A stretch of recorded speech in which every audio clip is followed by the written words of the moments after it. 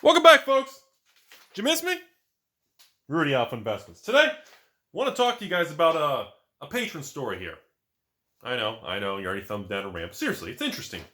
So this is a long-term individual. He's been following all the YouTubers, myself, many other YouTube channels. Been a huge fan of Magic for many, many years. And he's talking about regrets, missed opportunities, that frustrating thing. And when I was talking to this gentleman in the messages, we were going back and forth. He gave me a list of a couple of things that still really bothers him in 2020. And I wanted to give you guys, I want to read it and tell you what bothers him. And I want to give you my opinion on what I think about this world famous, infamous 2020 year that we're about to finally exit. So first things first, this is what we learn through mistakes. That's exactly what he says. My regrets and remorse Magic sets. These are the sets that irk him. Just get under his skin. Listen, obviously, number one, Conspiracy Take the Crown. Should have bought these when they were between $60 and $80 a piece. Sad face. Yeah, I mean, that was a weird time, everybody. So again, to defend everybody out there who feels this way, you got to remember, Conspiracy Take the Crown came out, boom, crashed, and then it just sat.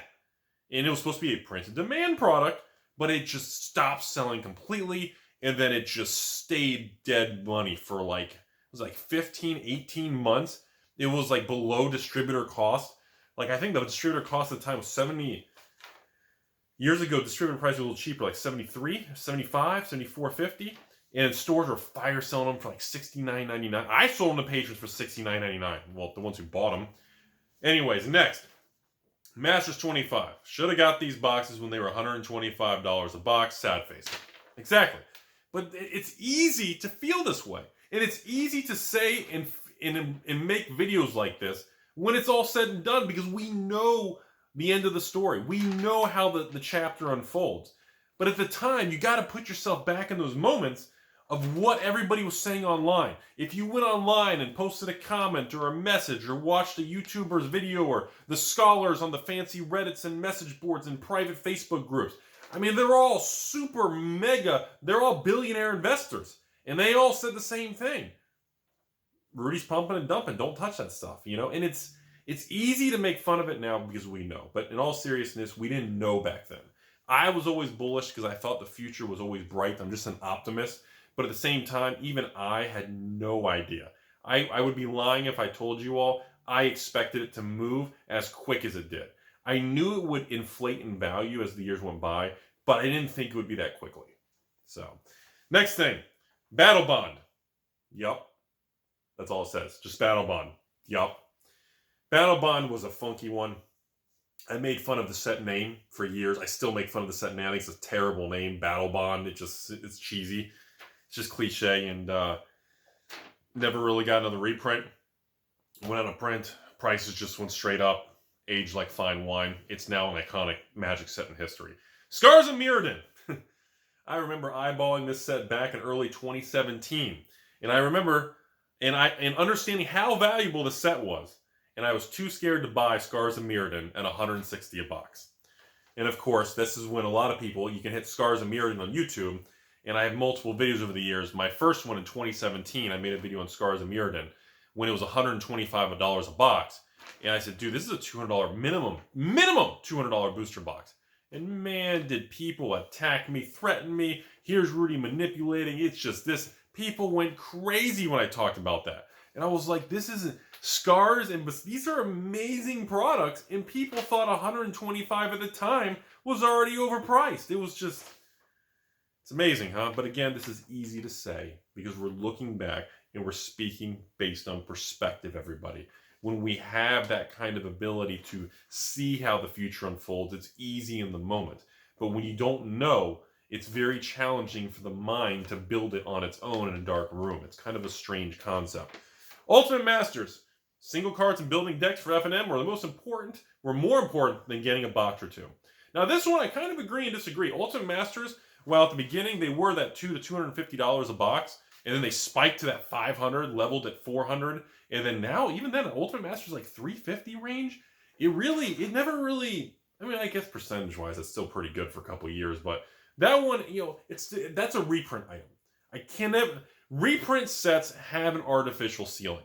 That's always been my theory. One of the questions I get all the time is people say, Rudy, what about certain products? I mean, that box is already $500. Should I buy that? The easy money's been made. Well, see, it's a big number, so on the surface, it makes you go, that's a lot. I don't want to touch that. It's too high now. But in reality, you can't look at raw numbers. Similar on Wall Street, when you see a high share price, company ABC has a $300 share price, you're like, oh man, that used to be $50. Now it's $300. I missed out. Don't let raw numbers kind of sway your financial opinion of a company or asset class. Because the raw numbers are very confusing to a lot of people. They think, Rudy, I want to buy that penny stock. It's $1 a share. If it goes from $1 to $5, I'm rich. But see, you don't really get the raw mechanics behind it. A $300 stock can easily go to $400, $500, $800, $1,000. If it gets too high, the company can choose to split it. 2 for 1, 3 for 1, 5 for 1. But again, the raw, you have to go by percentage rates of return per calendar year. In long term, that's the best perspective in managing different asset classes. And, a lot of people, they really stumble on that concept. I see it all the time. It happened with me dealing with Arabian Nights, with, Library of Alexandrias and bazaars. And I remember when bazaars, when I started buying mine for $500 to $700 range, everyone's like, easy money's been made. Those used to be $20 a card. Well, the thing is now, then they went to $1,000. Then they went to $1,500. Now, a near mint bazaar, anything under $2,000 a card is a great deal. And even then, in 5 years from now, that's going to seem stupidly cheap. It's all relative, because the percentage I still stand by long term, throughout all the market noise and emotions and turbulence, you're going to maintain that standard 5 to 8% rate of return in most asset classes. Although, it's not like January 1st is going to show up, we're going to make 1% per month, and it doesn't work that way. It doesn't go, it's not a nice smooth ride. Life isn't a smooth ride. It's bumpy. People want to derail you. People want to tear each other down. That's the reality of different socioeconomic classes, cultures, different divisions and divides in our world. That is the real world. And just like in investing, there is no smooth path. There's no agreement. You have people that think every Magic card should be worth 25 cents. It's cardboard with paper. You have people that believe the other extreme, where every card should be graded and worn with a hazmat suit. I kind of think it should be in the middle in a balance. Just like Flesh and Blood, Pokemon, Magic, every card game. So it's complicated. There is no extreme answer that's correct on either side. It's just the way it is. Anyways, tangent on the Ultimate Masters. That's enough for the particular items, though. I just wanted to give that example. So before we cut the video off today, I wanted to go over the reason I made this video here in December of 2020. Because I firmly believe we are in a strange point in the collectible world in 2020.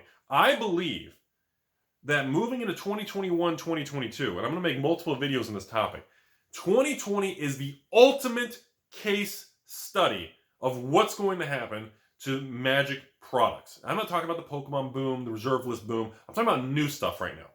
Everything that's come out in 2020 is the biggest unknown question mark everything. Wizards converted to the flashy era, secret lairs everywhere, massive printing, tournaments are dead, everything is just, stay at home, kitchen table, F&Ms are done, GPs are done, all cards are worth nothing. But the thing is, we had a lot of good products that actually came out. We can all agree there's a lot of good things that came out product-wise. But we can all disagree on too many flashy cards, prices were too high, VIP packs at 100. There's a lot of things throughout that we all disagree with. And I think that we should be, because there's a lot of things that are a little sloppy, But there's a lot of amazing products that were created in the year. But what we don't know is this seriously 2017, 2018 all over again? Is this the same thing as missing out on the battle for Zendikar, on the Kaladeshes, on the conspiracies? You see what I'm saying? Is it the same thing? I don't know. I honestly don't know. And because of that, we are in an environment where the risk level's above average, and chances are the rates of return for the next couple years are going to be below average. I don't think it's going to be 0%, but I don't think we're going to experience the double-digit rates of return on this new product because of how flashy and how many variants and how many versions there are. But at the same time, the negative emotion and bearishness is really going to screw a lot of people over. A lot of you out there watching these videos right now are seriously going to sit there and be like, wait a minute, I missed out. I was so negative. I didn't pay attention to anything back then. What am I going to, oh my God. And that's going to happen.